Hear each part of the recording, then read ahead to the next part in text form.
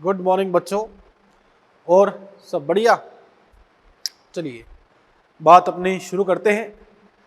तो बच्चों लास्ट अपनी बात चल रही थी एंजाइम के बारे में कि एंजाइम जो है उसकी मैकेनिज्म क्या है, एंजाइम काम कैसे करता है।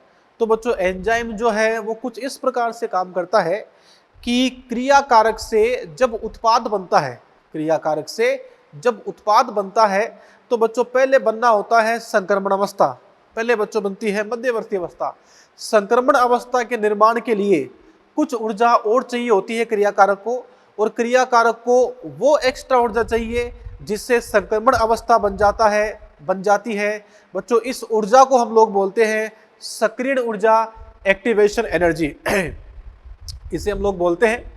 फिर हमने बात यहां पर यह की कि एंजाइम क्या करता है, वो जो बैरियर था, जितनी ऊर्जा चाहिए संक्रमण अवस्था के निर्माण के लिए, जिसको आप लोग बोलते हो एक्टिवेशन एनर्जी, ये एंजाइम सक्रियण ऊर्जा को कम कर देता है। और अगर एक्टिवेशन एनर्जी कम हो जाती है तो एक्टिवेशन एनर्जी के कम होते ही अपन यहां पे कह सकते हैं कि जो रिएक्शन है वो तेजी से हो जाती है, जल्दी ही क्रियाकारक से संक्रमण अवस्था बन जाती है, और फिर संक्रमण अवस्था से बच्चों क्या होता है, उत्पाद का निर्माण हो जाता है। चलिए एक बच्चों बात अपन यहां पे और करना चाहेंगे, जैसे जो बच्चों रिएक्शन है, ये रिएक्शन दो प्रकार की होती है। जो बच्चों रिएक्शन है वो रिएक्शन दो प्रकार की होती है। रिएक्शन का जो पहला प्रकार है ये बच्चों यहां पे होता है एक्सोथर्मिक रिएक्शन, और दूसरा बच्चों यहां पे होता है एंडोथर्मिक रिएक्शन। रिएक्शन दो प्रकार की होती है, ऊष्माक्षेपी और ऊष्मा शोषी अभिक्रिया। जैसे ये मान लो बच्चों यहां पे ग्राफ, यहां बच्चों मान लो एनर्जी की बात अपन यहां कर लेते हैं E, ये मान लो बच्चों यहां समय है। बच्चों ग्राफ कुछ इस प्रकार से है। तो देखो बच्चों यहां पे क्या है, क्रियाकारक, ये क्या है उत्पाद। क्रियाकारक में ऊर्जा ज्यादा है और बच्चों उत्पाद में ऊर्जा क्या है, कम। अगर उत्पाद में ऊर्जा कम है तो ऊर्जा कहां गई, बाहर निकल गई। इसको बच्चों बोलते हैं एक्सोथर्मिक रिएक्शन, अर्थात ऐसी रिएक्शन जिसमें ऊष्मा बाहर निकल जाए उसको बोलते हैं एक्सोथर्मिक रिएक्शन। इसमें उत्पाद में ऊर्जा क्रियाकारक की तुलना में कम होती है। एक बच्चों होता है एंडोथर्मिक रिएक्शन। एंडोथर्मिक रिएक्शन क्या होगी, जैसे यहां पे टाइम, यहां पे एनर्जी। अगर बच्चों इस प्रकार से कोई रिएक्शन है जहां पे क्रियाकारक में ऊर्जा कम और उत्पाद में ऊर्जा ज्यादा है, तो उत्पाद में ऊर्जा ज्यादा कैसे हो गई, क्योंकि बाहर से ऊर्जा आ गई, और ऊर्जा का आना उत्पाद में ऊर्जा का ज्यादा होना, इसको बच्चों हम बोलते हैं एंडोथर्मिक रिएक्शन। तो बच्चों कई बार ऐसे क्वेश्चन आते हैं जहां पे आपको ग्राफ देते हैं और पूछते हैं इनमें से कौन सी रिएक्शन एक्सोथर्मिक है, इनमें से कौन सी रिएक्शन एंडोथर्मिक है। तो बच्चों ये आपको हल्का सा आना चाहिए आइडिया।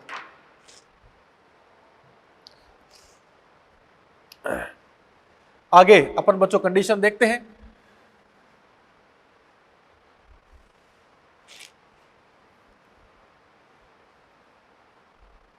देखें बच्चों आगे अपन यहां पे कंडीशन ये देख सकते हैं कि एंजाइम जो है बच्चों, वो एंजाइम क्या करता है, अभिक्रिया की सक्रियण ऊर्जा को कम कर देता है। जो रिएक्शन है बच्चों, रिएक्शन की जो एक्टिवेशन एनर्जी है उसको कम कर देता है। चलिए बात को आगे बढ़ाते हैं अपन। देखें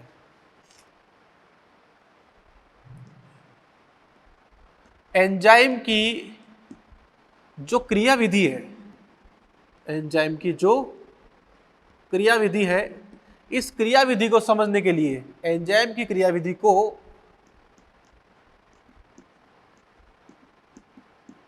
समझने हेतु, एंजाइम की क्रियाविधि को समझने हेतु टू टाइप्स की जो थ्योरी है, ये बच्चों दो टाइप की थ्योरीज दी गई है, दो प्रकार की थ्योरीज दी गई है।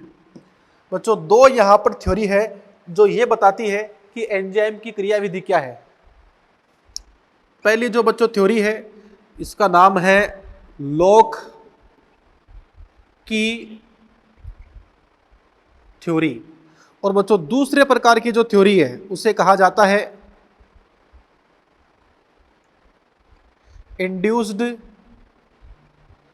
Fit theory. तो अपन यहां पे कह सकते हैं बच्चों एंजाइम की क्रियाविधि को समझने के लिए दो प्रकार की थ्योरी दी गई है बच्चों। पहले यहां पे है लॉक की थ्योरी और दूसरी बच्चों यहां पर क्या है इंड्यूस्ड फिट थ्योरी। चलिए चर्चा करते हैं। सबसे पहले नंबर 1 लॉक की थ्योरी। लॉक की थ्योरी इसे बच्चों बोलते हैं ताला चाबी सिद्धांत। तो एंजाइम किस तरीके से काम करता है, एंजाइम की क्रियाविधि को समझने के लिए बच्चों दिया जाता है ताला चाबी सिद्धांत। देखिए अपन यहां पे कह सकते हैं लॉक की थ्योरी क्या है। देखो ये थ्योरी ऐसा बोलती है कि जिस प्रकार से एक विशेष ताला विशेष चाबी से खुलता है, उसी प्रकार से एक विशेष एंजाइम विशेष क्रियाकारक के साथ ही क्रिया करता है। बात समझ रहे हैं? तो बच्चों जिस प्रकार से एक विशेष ताला विशेष चाबी से खुलता है, उसी प्रकार से एक विशेष एंजाइम विशेष क्रियाकारक के साथ ही क्रिया करता है। तो बच्चों यहां पे हम कह सकते हैं कि जो एंजाइम है उसे माना गया है लॉक, और जो क्रियाकारक है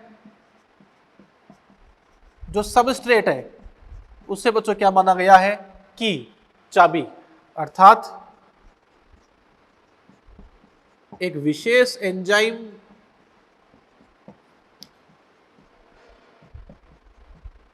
विशेष क्रियाकारक के साथ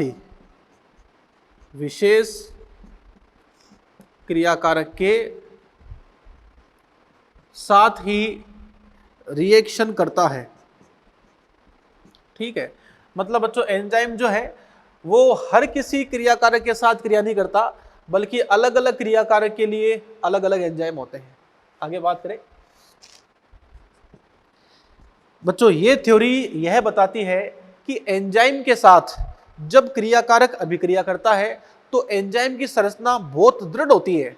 बच्चों ऐसे नहीं होता कि साहब आपने ताले में चाबी डाल दी तो जैसी चाबी होती है वैसा ताला हो जाता है। ना ना बच्चों, ताले की संरचना चाबी डालने से परिवर्तित नहीं होती। उसी प्रकार से लॉक की थ्योरी ये बताती है कि एंजाइम की संरचना जो है वो दृढ़ होती है, एंजाइम की संरचना अपरिवर्तनशील होती है। अच्छा, इस बच्चों थ्योरी को दिया था एक वैज्ञानिक ने जिसका नाम था एमिल फिशर। तो एमिल फिशर ने बच्चों इस सिद्धांत को दिया था, एमिल फिशर ने। इसके अनुसार विशेष प्रकार का ताला विशेष चाबी से खुलता है, उसी प्रकार से विशेष क्रियाकारक विशेष एंजाइम के साथ जुड़ता है। आगे बात करें, इसके अनुसार जो एंजाइम है उस एंजाइम की एक्टिव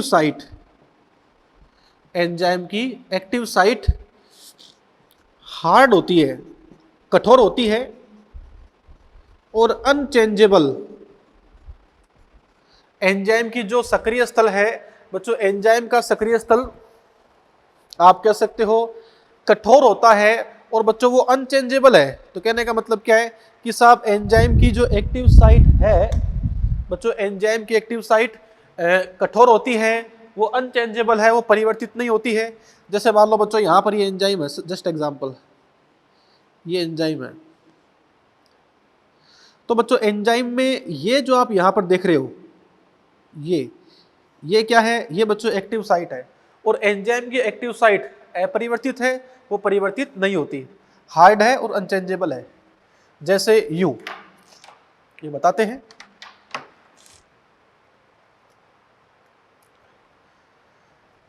सबसे पहले ये एंजाइम क्रिया किससे करता है, सबस्ट्रेट से। तो एंजाइम क्रिया करता है सबस्ट्रेट से।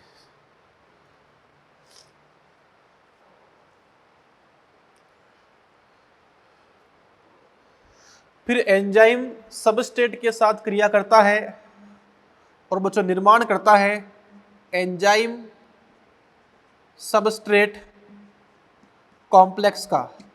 बच्चों सबसे पहले आप इसको ऐसे समझो, ये क्या होगा, एंजाइम। और देखो बच्चों ये एंजाइम जो है वो क्रिया किससे करता है, सबस्ट्रेट से। ये सबस्ट्रेट है। फिर बच्चों निर्माण यहां पे होता है इस प्रकार से, आप कह सकते हो कि एंजाइम सबस्ट्रेट कॉम्प्लेक्स बन जाता है। थोड़ा सा डायग्राम बड़ा हो गया, यूं। जो निर्माण किसका हो गया, इस प्रकार से बन गया एंजाइम सबस्ट्रेट कॉम्प्लेक्स। अब बच्चों एंजाइम सबस्ट्रेट कॉम्प्लेक्स का बनना एक उत्क्रमणीय क्रिया है, मतलब एंजाइम सबस्ट्रेट के साथ जुड़ता तो है, लेकिन यह भी संभावना है कि एंजाइम सबस्ट्रेट के साथ जुड़कर वापस अलग भी हो सकता है। अर्थात एंजाइम तथा सबस्ट्रेट का जुड़ना, एंजाइम सबस्ट्रेट कॉम्प्लेक्स का निर्माण करना, ये एक उत्क्रमणीय क्रिया है। फिर बच्चों इसके बाद में क्या होगा, ये जो यहाँ पे एंजाइम है बच्चों, ये एंजाइम इस सबस्ट्रेट को, इस क्रियाकारक को बदल देगा उत्पाद के अंदर, ऐसे से।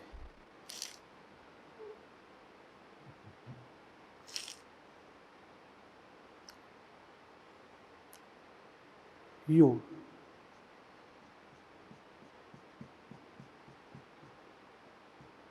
ये देखो बच्चों, अब जो सबस्ट्रेट था, इस सबस्ट्रेट को इस एंजाइम ने बदल किस में दिया, उत्पाद के अंदर।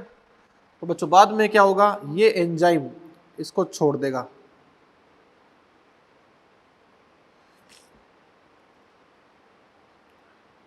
ये बच्चों कौन है, ये यहां पे है उत्पाद। ठीक है, तो कहने का मतलब क्या है कि एंजाइम जुड़ता है सबस्ट्रेट से, क्या बनता है, एंजाइम सबस्ट्रेट कॉम्प्लेक्स। फिर इस एंजाइम सबस्ट्रेट कॉम्प्लेक्स में ये जो एंजाइम है, ये एंजाइम इस सबस्ट्रेट को बच्चों बदल किस में देगा, सबस्ट्रेट को बदल देगा प्रोडक्ट के अंदर। तो क्या बन गया, enzyme product complex, enzyme product complex बन गया। अब बच्चों क्या होगा, ये एंजाइम इस प्रोडक्ट से अलग हो जाएगा। तो हम यहाँ पे कह सकते हैं कि ताला चाबी सिद्धांत के अनुसार, या बच्चों ध्यान रखना, एंजाइम सबस्ट्रेट कॉम्प्लेक्स बन जाता है। एंजाइम सबस्ट्रेट कॉम्प्लेक्स का बनना ये एक उत्क्रमणीय क्रिया है। और फिर जब ये एंजाइम सबस्ट्रेट के साथ जुड़कर एंजाइम सबस्ट्रेट कॉम्प्लेक्स बनाएगा, तो इस कॉम्प्लेक्स के अंदर क्या होता है, एंजाइम धीरे धीरे इस सबस्ट्रेट को उत्पाद में बदलता रहता है। फिर यह एंजाइम सबस्ट्रेट को उत्पाद में बदलकर इसको छोड़ देता है। बच्चों याद रखना, यह महत्वपूर्ण चीज है कि एंजाइम सबस्ट्रेट कॉम्प्लेक्स का बनना, कॉम्प्लेक्स का बनना ये एक अनिवार्य पद है। ये बच्चों क्या है, अनिवार्य पद है। बिना एंजाइम सबस्ट्रेट कॉम्प्लेक्स के एंजाइम सबस्ट्रेट को उत्पाद में नहीं बदल सकता, मतलब एंजाइम सबस्ट्रेट कॉम्प्लेक्स बनना तो कंपलसरी है। दूसरी बात, ये अल्पकालिक घटना है, अर्थात ऐसा नहीं है कि एंजाइम सबस्ट्रेट के साथ जुड़ गया अब जुड़ा ही रहेगा, नहीं। बहुत ही कम समय के अंदर क्या होता है, एंजाइम सबस्ट्रेट के साथ जुड़ता है, उसको उत्पाद में बदलता है और उससे अलग हो जाता है। तो बच्चों याद रखना, एंजाइम सबस्ट्रेट कॉम्प्लेक्स का बनना ये एक अनिवार्य पद है, और बच्चों ये क्या है, एक अल्पकालिक घटना है। आगे बात करते हैं। ये थ्योरी ऐसा बताती है कि जो एंजाइम की एक्टिव साइट होती है, ये एंजाइम की एक्टिव साइट में NH2, COH, SH समूह पाए जाते हैं, समूह पाए जाते हैं जो क्या करते हैं बच्चों, सबस्ट्रेट को उत्पाद में बदल देते हैं। बच्चों मेरे कहने का मतलब यह है कि एंजाइम के साथ जुड़ जाता है सबस्ट्रेट, बच्चों एंजाइम के साथ कौन जुड़ता है? सबस्ट्रेट, और फिर ये एंजाइम सबस्ट्रेट के साथ जुड़कर इस सबस्ट्रेट को उत्पाद में बदल देता है, क्योंकि एंजाइम की जो एक्टिव साइट है उस एक्टिव साइट में ये बच्चों यहाँ पे होते हैं NH2 समूह, ये बच्चों यहाँ पे है COH समूह, ये बच्चों यहाँ पे है SS समूह, और बच्चों ये क्या करता है? ये सबस्ट्रेट के साथ जुड़कर उसको उत्पाद में बदल देता है। चलिए दूसरी बच्चों यहाँ पर जो थ्योरी है उसकी हम बात यहाँ पे करते हैं।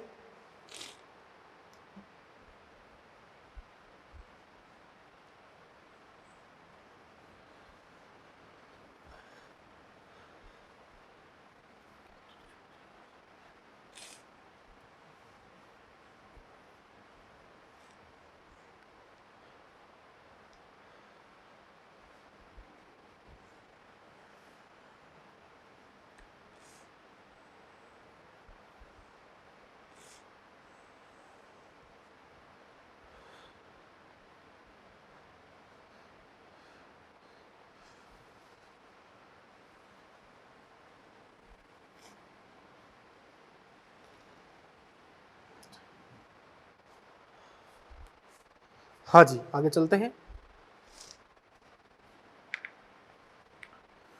दूसरी जो बच्चों यहां पर थ्योरी है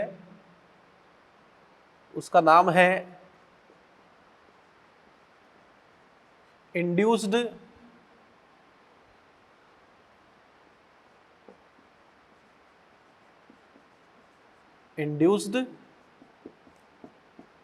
फिट थ्योरी। बच्चों दूसरी थ्योरी का नाम है इंड्यूस्ड फिट थ्योरी, बोले तो इसको बच्चों हम कहते हैं प्रेरित आसंजन सिद्धांत। प्रेरित आसंजन सिद्धांत, इंड्यूस्ड फिट थ्योरी। चलिए करते हैं बच्चों इसके बारे में चर्चा। ओके, देखिए बच्चों इंड्यूस्ड फिट थ्योरी यहां पर जो है प्रेरित आसंजन सिद्धांत जो बच्चों यहां पर है, हम कह सकते हैं सबसे पहले इसको दिया किसने था? कौन है वो? गिवन बाई, नहीं ये नहीं है, मतलब दिया किसने था? दिया गया बराबर कोशलैंड। तो कोशलैंड एक वैज्ञानिक था और बच्चों इस कोशलैंड ने क्या किया था? ये सिद्धांत दिया था। बच्चों इसका नाम है प्रेरित आसंजन सिद्धांत। आसंजन का मतलब होता है जुड़ना, प्रेरित का मतलब होता है जुड़कर प्रेरित करना। यह सिद्धांत ऐसा बोलता है कि एंजाइम और क्रियाकारक जो है बिल्कुल विशिष्ट होते हैं। बिल्कुल सही बात है, विशेष प्रकार का एंजाइम विशेष प्रकार के क्रियाकारक के साथ जुड़ता है और उसको उत्पाद बदल देता है, बिल्कुल सही बात है। लेकिन ये थ्योरी उसमें एक बात और जोड़ देती है कि एंजाइम क्रियाकारक के साथ जुड़कर उत्पाद तो बनाता है, लेकिन क्रियाकारक एंजाइम के साथ जुड़कर उस एंजाइम की संरचना को हल्का सा परिवर्तित कर देते हैं। मतलब लोक की थ्योरी तो यह बताती है कि एंजाइम की संरचना हार्ड है, अनचेंजेबल है। लोक की थ्योरी तो बताती है, ताला चाबी सिद्धांत यह बताती है कि एंजाइम की संरचना अपरिवर्तनशील है, वो बहुत कठोर है। लेकिन इस सिद्धांत के अनुसार एंजाइम की संरचना में, इस सिद्धांत के अनुसार एंजाइम की संरचना में हल्का सा परिवर्तन आता है, पर हल्का सा आता है। क्रियाकारक एंजाइम को अपने अनुसार थोड़ा सा चेंज कर सकता है। हाँ वो बात ठीक है, हर कोई क्रियाकारक नहीं जुड़ सकता, लेकिन कुछ क्रियाकारक जुड़ सकते हैं और एंजाइम की संरचना को अपने अनुसार परिवर्तित कर भी लेते हैं। देखिए ये बोलता है कि साहब active site of enzyme, enzyme जो है उस एंजाइम की एक्टिव साइट सॉफ्ट होती है, और आप कह सकते हो ये क्रियाकारक के अनुरूप सॉफ्ट है और ये क्रियाकारक के अनुरूप अपनी संरचना को सूक्ष्म रूप से परिवर्तित कर लेती है।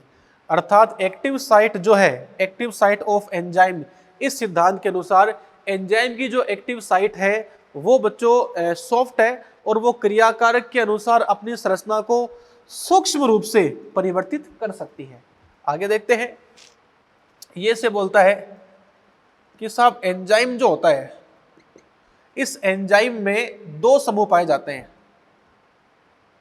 एंजाइम के भीतर दो समूह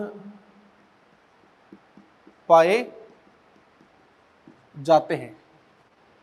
पहला जो बच्चों समूह है उसको बोलते हैं कैटालाइटिक ग्रुप। इस सिद्धांत के अनुसार एंजाइम की संरचना में हल्का सा परिवर्तन होता है क्रियाकारक के अनुसार, और एंजाइम के भीतर दो समूह पाए जाते हैं। पहला बच्चों यहां पर है कैटालाइटिक समूह, और दूसरा जो समूह है इसका बच्चों नाम होता है बटरसिंग, बटरसिंग ग्रुप। क्या नाम है इसका? बटरसिंग, मक्खन सिंह इसका नाम है। तो मैं कह सकता हूं एंजाइम के भीतर दो प्रकार के समूह पाए जाते हैं, कैटालाइटिक समूह और बटरसिंग समूह। कैटालाइटिक समूह जो होता है, अगर आप इसकी बात करो तो साहब कैटालाइटिक समूह जो है इसका कार्य होता है, इसका कार्य है क्रियाकारक को उत्पाद में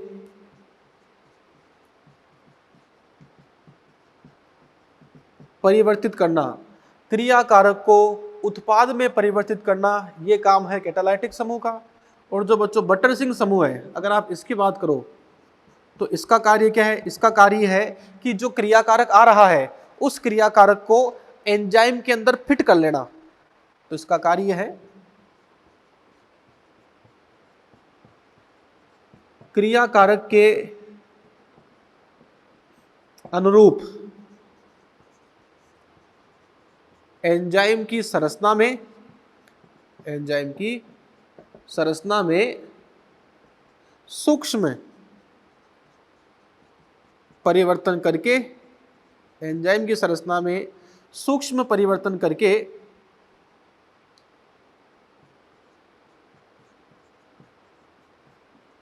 क्रियाकारक को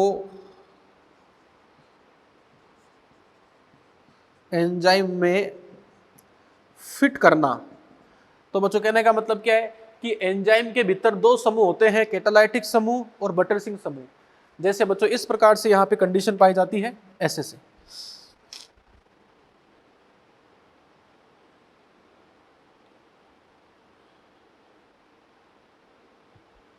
यू ये एंजाइम है। तो इस एंजाइम के अंदर ये जो आप देख रहे हो ये है कैटालाइटिक ग्रुप।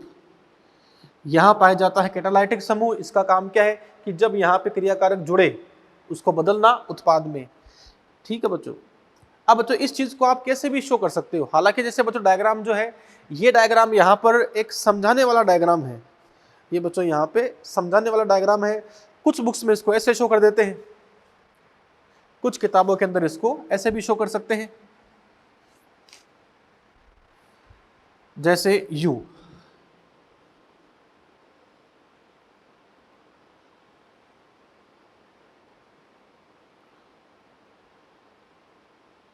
ऐसे कि साहब ये तो यहाँ पे है, आपके ले लो, चाहिए वो ले लो। ये तो है, यहाँ पर तो होता है बटरसिंग ग्रुप। इसका तो काम क्या है? इसका तो काम है कि एंजाइम की संरचना को बदलना क्रियाकारक के अनुसार। और ये बच्चों यहाँ पे होता है कैटालाइटिक ग्रुप। ये बच्चों मैंने बताया था ना आपको कि एंजाइम की संरचना तो बनती है तृतीय प्रोटीन से, वो तो प्रोटीन की श्रृंखला होती है। बस समझाने के लिए हम बच्चों इसको इस तरीके से बना लेते हैं। हालांकि बच्चों ऐसा कोई एग्जाम का, कोई एंजाइम का बच्चों रियल डायग्राम नहीं होता। ये बात समझ रहे बात को? ये सिर्फ डायग्राम समझाने के लिए हुआ करता है। तो देखो बच्चों यहाँ पर ये क्या एंजाइम, ये तो क्या है बटरसिंग समूह, ये क्या है बच्चों कैटालाइटिक समूह। ये तो क्या करता है एंजाइम को बदलता है, क्रियाकारक को बदलता है उत्पाद में। बटरसिंह क्या करता है, उस क्रियाकारक को एंजाइम में फिट करता है। आगे देखते हैं, कैटालाइटिक समूह का निर्माण किससे होता है? तो साहब इसमें जो है हम कह सकते हैं इसका निर्माण वही NH2 COH SH समूह से होता है। और जो बटरसिंह समूह है बच्चों, बटरसिंह समूह का निर्माण किससे होगा? तो बटरसिंह समूह का जो निर्माण है ये बच्चों एल्किल ग्रुप से होता है। ये एल्किल ग्रुप जो है ये बच्चों एल्किल ग्रुप से बनता है, और ये बनता है आपके एमिनो ग्रुप से, ठीक है, SH ग्रुप से और COH ग्रुप से बनता है। अब बच्चों आपको मैं मैकेनिज्म समझा देता हूं डायग्राम से।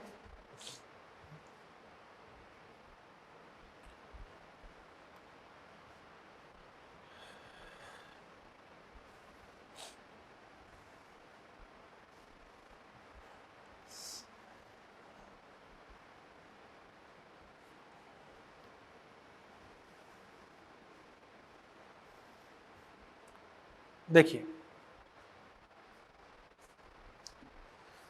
जैसे आप ये मान के चलिए इसमें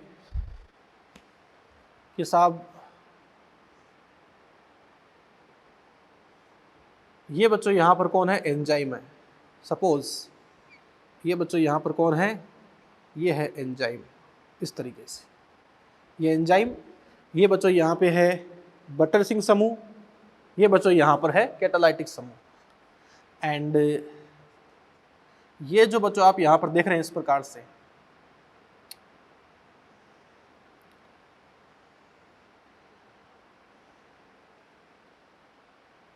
ये मान लो बच्चों यहां पे कौन है, ये यहां पे है क्रियाकारक।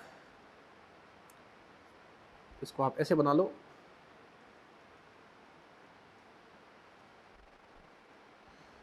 ये एंजाइम ये क्रियाकारक है। बोले तो ये है सबस्ट्रेट, और ये बच्चों यहां पर कौन है, एंजाइम। और देखो बच्चों एंजाइम में कौन है, कैटालाइटिक समूह भी है, बटरसिंह समूह भी है। अब बच्चों इनके बीच में क्रिया होती है, क्या बन जाता है, वही इस तरीके से।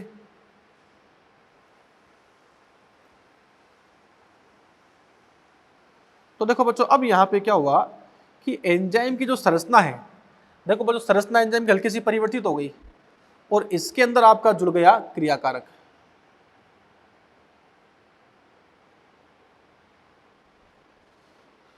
ये कौन है, ये बच्चों यहां पे आपका मैं कह सकता हूं क्रियाकारक है, ये क्रियाकारक है।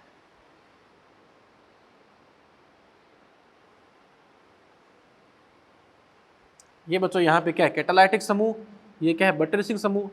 अब देखो बच्चों कैटालाइटिक समूह क्या करता है, ये इस क्रियाकारक को बदल रहा है उत्पाद के अंदर। तो बच्चों बाद में कुछ ऐसी कंडीशन बन जाती है, ऐसे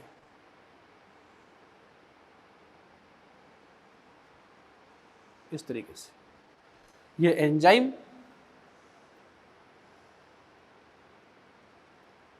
और ये बच्चों यहां पर क्या है, क्रियाकारक है, ये क्रियाकारक है, सॉरी उत्पाद है। तो मैं कह सकता हूं बच्चों यहां पे क्या बन गया, एंजाइम सबस्ट्रेट कॉम्प्लेक्स। एंड ये बच्चों क्या है, एंजाइम, और ये बच्चों क्या है, प्रोडक्ट है। तो कहने का मतलब क्या है, देखो बच्चों यहाँ पर एंजाइम के अंदर जो बटरसिंह समूह है उसका काम है क्रियाकारक को अपने अंदर धारण कराना, एंजाइम की संरचना में इस तरीके से परिवर्तन करना कि क्रियाकारक उसमें जुड़ जाए। तो देखो बच्चों यहाँ पर क्या हुआ, एंजाइम की संरचना में परिवर्तन हो गया। ये बताता है कोस्टलैंड थ्योरी, प्रेरित आसंजन सिद्धांत। ठीक है बच्चों, ये यहाँ पे सीन है।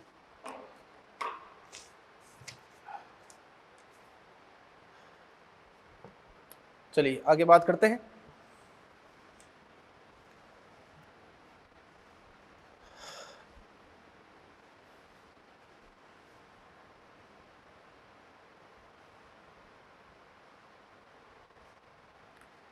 बच्चों आगे अगर अपन यहाँ पे चर्चा करें तो हम कह सकते हैं कि क्रियाकारक की सांद्रता के कारण अगर क्रिया कारक ज्यादा हो जाए तो एंजाइम कैसे काम करता है, उसकी बच्चों बात हम यहाँ करना चाहेंगे कि क्रिया कारक की सांद्रता बढ़ाने पर एंजाइम काम तेजी से करता है या एंजाइम काम धीरे से करता है या एंजाइम काम उतना ही करता है। आइए करते हैं चर्चा।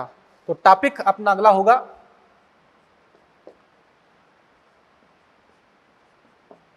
क्रिया कारक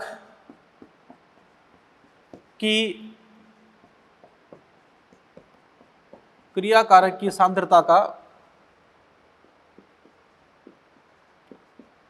एंजाइम की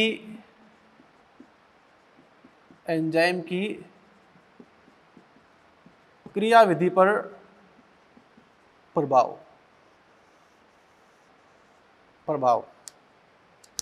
देखिए कंडीशन देखते हैं बच्चों, याद रखना कि अगर आप क्रिया कारक की मात्रा बढ़ाओ तो एंजाइम की जो क्रियाशीलता है, एंजाइम के जो काम करने की दर है वो बढ़ेगी, कम रहेगी, कैसे होगी? आइए बच्चों करते हैं इस बारे में चर्चा।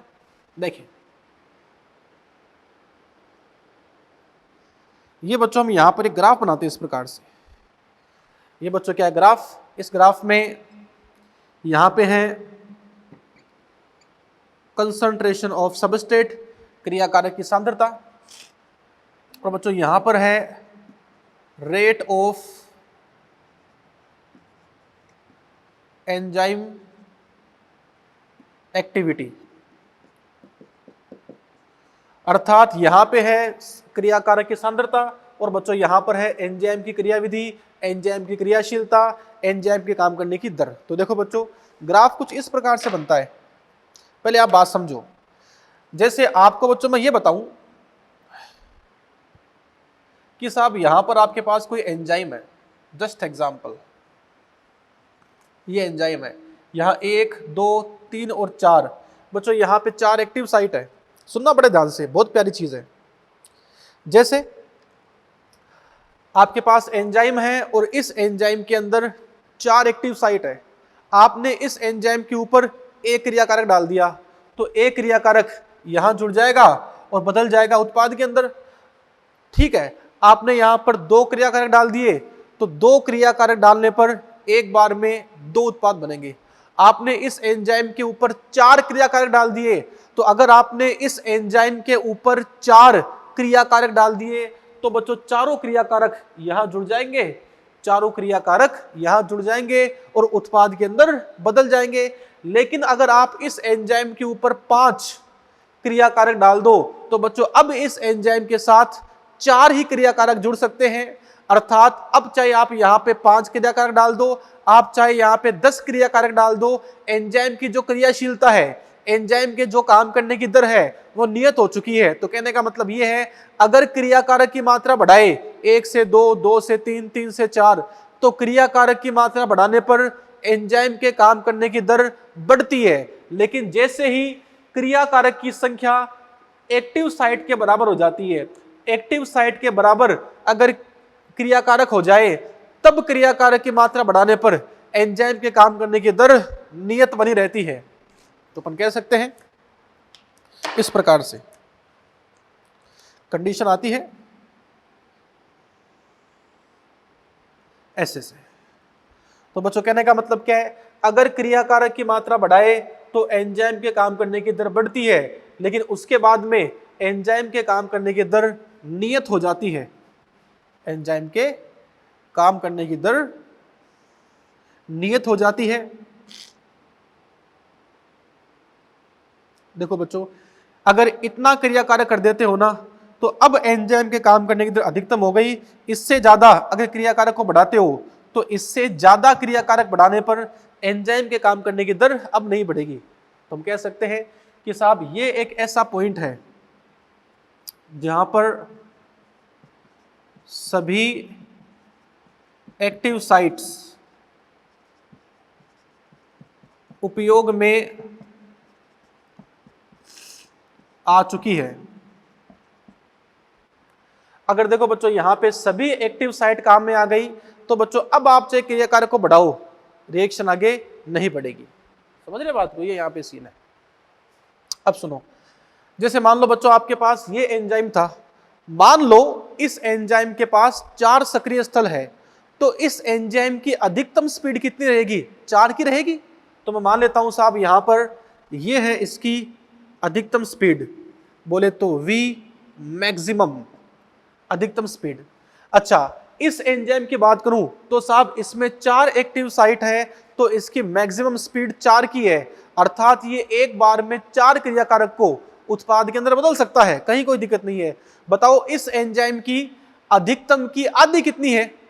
भाई इसमें 4 सक्रिय स्थल है, तो अधिकतम स्पीड कितनी होगी? 4, अधिकतम की आधी कितनी हो गई? 2। तो मैं कह सकता हूं ये है अधिकतम की आधी, लगभग यहां से आ जाएगी, ये है V मैक्सिमम बटा 2 ऐसे। और अधिकतम की आधी स्पीड, अधिकतम की आधी दर जिस सांद्रता पे आती है उसको बच्चों बोलते हैं Km। तो मेरे कहने का मतलब ये है कि जैसे ये बच्चों यहां पर एंजाइम है, इस एंजाइम के अंदर 4 एक्टिव साइट है, तो इसकी V मैक्सिमम कितनी हो गई? 4। इसकी V मैक्सिमम बटा 2 क्या है? 2, अर्थात अगर आप यहां पर 4 क्रियाकारक डाल दो तो इसका V मैक्सिमम आ जाएगा। अगर आप यहां पे क्रियाकारक की मात्रा 2 कर दो तो अधिकतम की आधी आ जाती है। तो हम कह सकते हैं Km क्या है? देखो बच्चों Km मैंने यहां पे लिखा है, तो Km क्या है? क्रियाकारक की सांद्रता है। क्रियाकारक की वह सांद्रता, क्रियाकारक की वह सांद्रता जहां पर एंजाइम की कार्य करने की दर अधिकतम की आधी हो जाए उसको बच्चों बोलते हैं Km। दैट इज Km, उसे बच्चों Km बोलते हैं। तो हम कह सकते हैं Km, इसका बच्चों मतलब होता है माइकेलसन मेंसन नियतांक, माइकेलसन मेंसन कांस्टेंट। और Km का मतलब क्या है? तो हम कह सकते हैं क्रियाकारक या सबस्ट्रेट, क्रियाधर सबस्ट्रेट की वह सांद्रता, सबस्ट्रेट की वह सांद्रता जहां एंजाइमेटिक अभिक्रिया की दर, जहां एंजाइमेटिक अभिक्रिया की दर अधिकतम की आधी हो जाए उसे Km कहते हैं। ठीक है बच्चों, तो Km क्या है? Km बराबर है V मैक्सिमम बटा 2। ये बच्चों वेरी इंपॉर्टेंट है। तो मेरे कहने का मतलब क्या है बच्चों? Km क्या है? माइकेलसन मेंसन नियतांक, अर्थात क्रियाकारक की वह सांद्रता, सबस्ट्रेट की क्रियाकारक की वह सांद्रता जहां अभिक्रिया की दर, जहां अभिक्रिया की दर बच्चों अधिकतम की आधी हो जाती है उसको बोलते हैं Km। ठीक है बच्चों, ये यहां पर Km है। बच्चों एग्जाम में कई बार ये क्वेश्चन आ चुका है। एक बार तो ये पूछा गया एग्जाम के अंदर कि यहां दे दिया x, यहां दे दिया y, बोलते कि Km कौन सा है? तो ये Km नहीं है, ये तो अभिक्रिया की दर है, ये तो एंजाइम की क्रियाशीलता है, ये है अधिकतम क्रियाशीलता, ये अधिकतम की आधी है। ये बच्चों यहां पर Km है, क्योंकि Km जो है वो Km दर्शाती है क्रिया दर की सांद्रता, सबस्ट्रेट की सांद्रता जो है वो दर्शाती है Km को। अर्थात Km क्या है? Km सबस्ट्रेट की सांद्रता है जहां पर एंजाइमेटिक अभिक्रिया की दर अधिकतम की आधी हो जाती है। ये बच्चों यहां पर सीन है। अगला जो बच्चों अपना लेक्चर होगा बच्चों उसमें हम लोग यहाँ बात करेंगे एक तो इनहिबिशन के बारे में, संदमन के बारे में, और बच्चों एक बात करेंगे एंजाइम के नामकरण के बारे में। ठीक है, फिर हम यहाँ कुछ पढ़ेंगे प्राथमिक उपापचयज, द्वितीयक उपापचयज, और बच्चों कुछ टेबल की बात अपन यहाँ करना चाहेंगे। चलिए बाकी बात करते हैं नेक्स्ट टर्न पे। Thank you.